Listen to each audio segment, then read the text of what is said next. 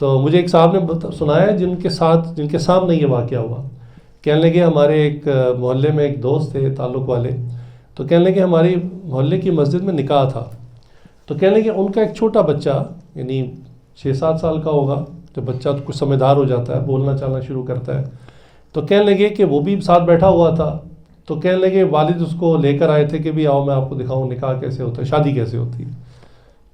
تو کہنے لگے مسجد میں بیٹھے ہوئے تھے، امام صاحب نے عربی میں خطبہ پڑھا، اس کے بعد دولہے سے وہ حق مہر اور وہ سب بتا کر ایجاب و قبول کیا، اور سب نے کہا مبارک ہو. تو وہ بچہ بڑے غور سے سب کچھ دیکھ رہا تھا. تو سب کچھ دیکھنے کے بعد اس نے ابو سے سوال پوچھا، انہوں نے کہا چلیں گھر. تو کہتا ہے وہ شادی ہو گئی؟ تو اس کے ابو نے کہا ہو گئی. تو انہوں نے کہا وہ آگ کے گرد جو چکر لگاتے ہیں وہ تو لگائے ہی نہیں انہوں نے، یہ کس قسم کی شادی ہے؟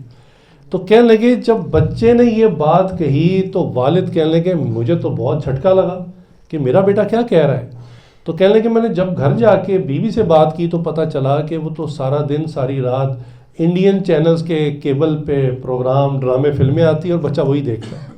لہٰذا بچے کا کانسیپٹ یہ بن چکا تھا کہ شادی تو ہوتی ایسی ہے کہ آگ کے گرد میاں بیوی چکر لگاتے ہیں پھر شادی ہوتی ہے.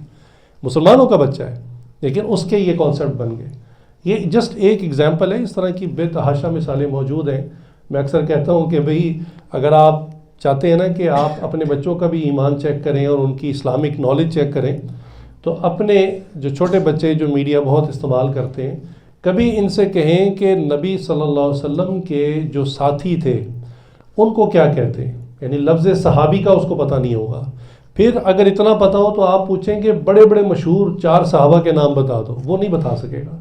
لیکن آپ اس سے کہیں بیٹا سپر مین کون ہے، وہ بولنا شروع کرے گا، 2 گھنٹے تک آپ کو کہانی سنائے گا. آپ پوچھیں اسپائڈر مین کون ہے، اور اسی قسم کے جو فرضی کریکٹرز ہیں تو ان کے بارے میں آپ پوچھیں، وہ پوری تفصیل بتائے گا، اس میں یہ پاور ہے، وہ یہ کر سکتا ہے، یہ کر سکتا ہے، یہاں چڑھ سکتا ہے، اس کو مار سکتا ہے. وہ اتنی سٹوری سنائے گا. اور یہ بات بالکل آبویس ہے کہ ظاہری بات ہے بچے نے جب دیکھنا ہی سارا دن وہ ہے تو اس کے ہیروز وہی ہیں، اس کو انہی کے بارے میں نالج ہے. جو اصل اسلامک ہیروز ہیں اس کے بارے میں ان کو، اس بچے کو شاید نام پتہ ہو، اس کے آگے وہ کچھ تعارف نہیں کروا سکے گا. اگر آپ اس سے اگلی بات بھی پوچھیں کہ ان صحابہ کا آپس میں رشتہ کیا تھا، نبی پاک صلی اللہ علیہ وسلم سے کیا رشتہ تھا، تو یہ تو بالکل اچھے نہیں بتا سکیں گے کہ کون کس کا داماد تھا، کون کس کے سسر تھے. یہ رشتے تو بڑے بڑے لوگوں کو نہیں پتہ ہوتے.